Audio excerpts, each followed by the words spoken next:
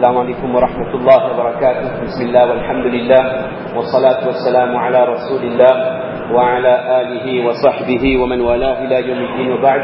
سبحانك لا علم لنا إلا ما علمتنا إنك أنت العليم الحكيم. رب زدنا علما يا كريم، رب زدنا علما يا كريم، رب زدنا علما يا كريم. رب اشرح لي صدري ويسر لي أمري واحلل عقدة من لساني يفقهوا قولي. Mes chers frères en islam, depuis à peu près 2 mois, le monde économique, pour ne pas dire la population mondiale, vit une situation de crise sans précédent. C'est une situation de crise rarement atteinte dans l'histoire des pays développés. Et certaines personnes prononcent même ce mot tabou, ce mot qui fait peur, le terme de récession. C'est un mot qui effraie, qu'on soit PDG, qu'on soit chef d'une grande, une petite, une moyenne entreprise, qu'on soit un simple salarié. Le terme récession, c'est un terme qui fait peur. C'est synonyme de pauvreté à long terme. Et cette crainte de la pauvreté, cette crainte de la chute du pouvoir d'achat, cela parfois entraîne des réactions qui peuvent aller jusqu'à l'extrême. Alors on va voir que ça a déjà commencé, mais d'ici quelques temps également, il y a des gens qui ont déjà acheté des coffres. Ils n'hésitent pas à retirer leur argent de la banque et à mettre leurs biens dans des coffres chez eux. Ou alors encore à échanger leur devise contre des lingots d'or, de crainte que l'euro chute ou que le dollar ne vale plus rien dans 1 an ou dans 2 ans. Au moins ils ont des louis d'or, voire des lingots d'or. Certaines personnes, vous allez voir, ça se passera si on ne s'en sort pas de cette crise. Certaines personnes iront même jusqu'à faire des stocks de nourriture. Comme quand il y a des alertes cycloniques, acheter du riz, les denrées de première nécessité, de crainte qu'il y ait une situation de pauvreté telle qu'on ne trouve plus rien à manger. Ça, ce n'est pas d'exagération, ce n'est pas un scénario de film, c'est l'extrême où peut arriver une situation de crise économique, une situation de récession. Alors la question qu'on peut se poser, qu'est-ce qui fait qu'un musulman ait lui aussi peur de cette situation financière? Alors que si on parle d'une personne qui n'a pas la foi en Allah, qui n'a pas la confiance en Allah, il est tout à fait normal, il est compréhensible que cette personne craigne cette situation de crise. Parce qu'elle ne sait pas c'est quoi un créateur. Elle ne sait pas que le créateur est Arhamur Rahimin, qu'Allah Ta'ala c'est Ar-Razzaq, qui donne les biens, qui donne la subsistance, la nourriture. Cette personne qui n'a pas le iman n'a pas la notion du taqdir, du destin. Maintenant, qu'est-ce qui fait qu'il y a des musulmans qui se retrouvent eux aussi dans une situation similaire, qui fait qu'ils ont peur de devenir pauvres par rapport à la situation critique et celle qu'on vit depuis 2 ou 3 mois. Le problème, on peut résumer cela en 2 points. Premier problème, c'est que malgré le iman qui se trouve dans nos cœurs, nous nous projetons trop dans l'avenir. Ça, c'est le problème. On ne se suffit pas de notre rosée du jour, mais on se projette dans le mois la fin d'année, le mois de décembre, comment ce sera, la reprise 2009, le premier semestre, le deuxième semestre, dans 10 ans, comment sera ma situation dans 20 ans, lorsque je serai à la retraite. Et ça va même plus loin. Qu'est-ce que je vais léguer à mes enfants, à mes petits-enfants? Nous nous projetons tellement, mais tellement dans l'avenir, ce qui fait qu'il y a une angoisse qui naît naturellement en nous. Nous nous mettons nous-mêmes dans une situation de stress par rapport à la conjoncture économique, parce que ce qui nous importe, ce n'est plus de savoir si nous allons vivre correctement aujourd'hui ou demain, mais nous planifions notre vie comme si qu'elle allait durer des siècles et des siècles, jusqu'à planifier la vie de nos enfants, les ressources de nos petits-enfants. Ça, c'est le premier problème qu'on appelle en arabe « toulul amal ». Deuxième point, ça reste la même problématique. Également, nous avons trop d'attentes de ce dunya. Nous attendons beaucoup trop de ce dunya et nos cœurs sont trop attachés avec les biens de ce monde. Et la source du problème, elle est où? Le fait que nous sommes persuadés que c'est nous qui faisons de l'argent. Ça, on entend souvent des gens dire « l'argent pas de problème, à nous il fait l'argent ». Non, personne ne fait de l'argent.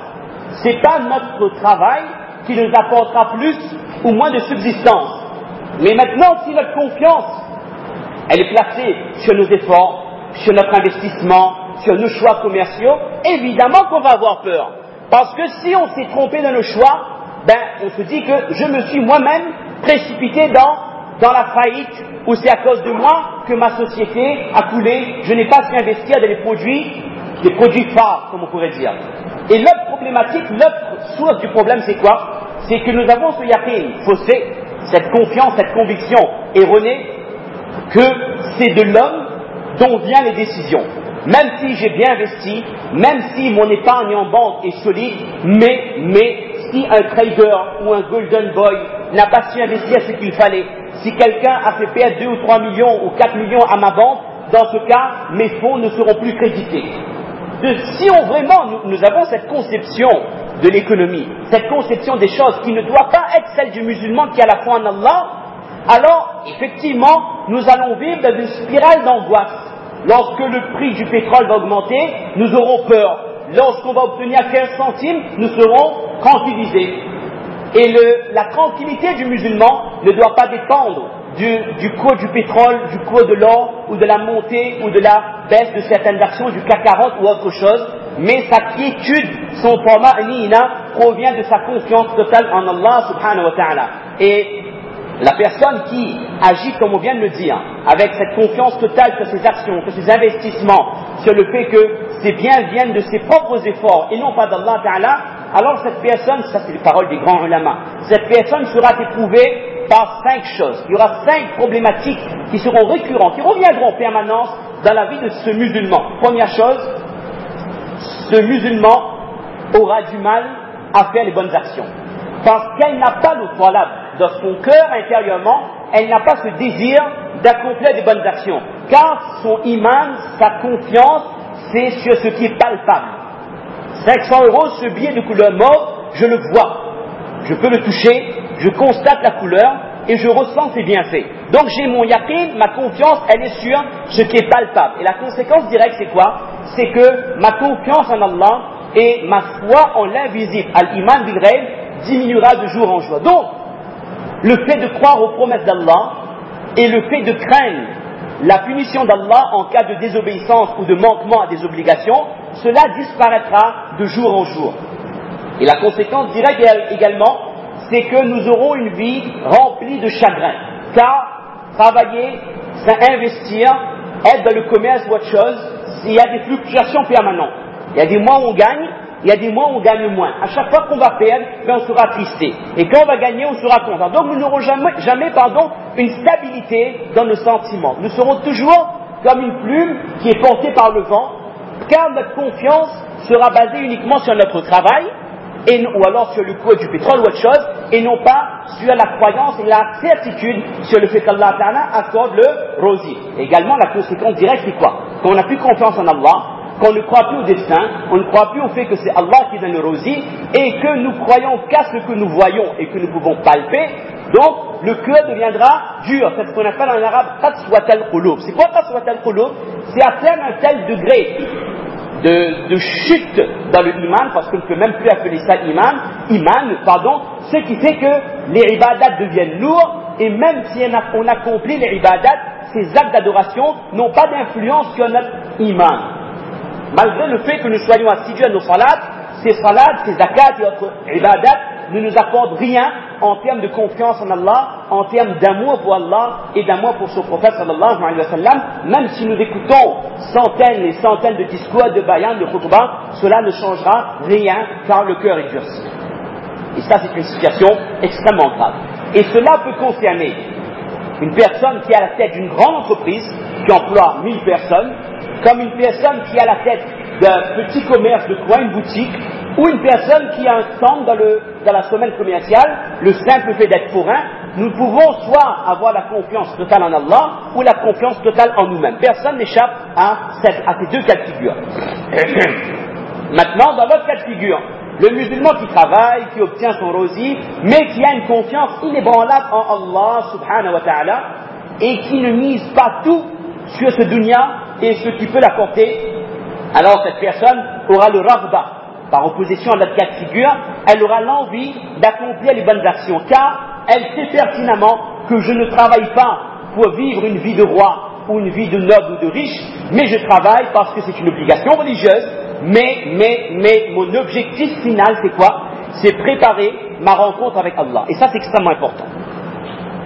Celui qui a intériorisé ça, il sait que je vis dans ce dunya.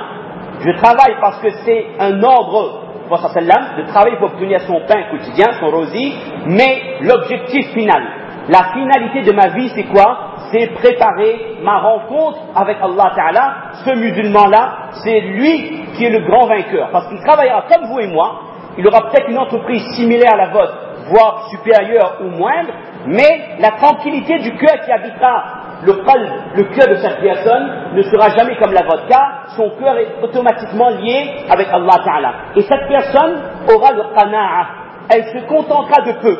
Si ce mois-ci, j'ai eu 3 000 euros de bénéfice, alhamdulillah. Si ce mois-ci, ça a été plus dur, il y a eu 1 000 euros ou un peu moins, alhamdulillah. Tout vient de la part d'Allah. Mon objectif, ce n'est pas de cumuler les biens, mais c'est de vivre sainement, correctement, et de préparer ma rencontre avec Allah Ta'ala, de préparer ce moment crucial qu'est la mort. Ça, c'est le musulman intelligent qui travaille, mais avec les convictions religieuses qu'il faut. Car, dans un hadith, le prophète dit, Ar-raghbatu fi dunya tukthiru al-hamma wal-huzn. Aimer ce dunya, être attaché avec les biens de ce monde, cela augmente la tristesse et le chagrin, pour les raisons qu'on vient de dire. Alors que alors que la personne qui ne s'attache pas 100% dans les biens de ce monde, son cœur sera toujours apaisé. Deuxième source de notre crainte par rapport à la situation économique qui ne devrait pas avoir lieu, c'est le fait que, malgré le fait que nous soyons musulmans,